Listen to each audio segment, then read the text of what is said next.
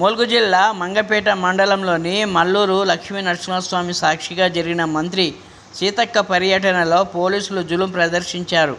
మంత్రి కాన్వాయ్కి ఆటోలు అడ్డంగా ఉన్నాయనే కారణంతో ఆటో ముందు అద్దాలను ఎక్కడికక్కడ ధ్వంసం చేశారు.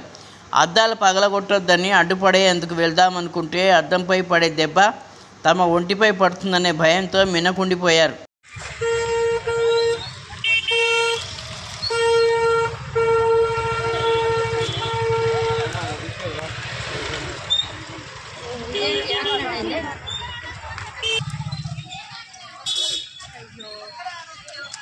రెండు బండ్లకు కొట్టేసారా?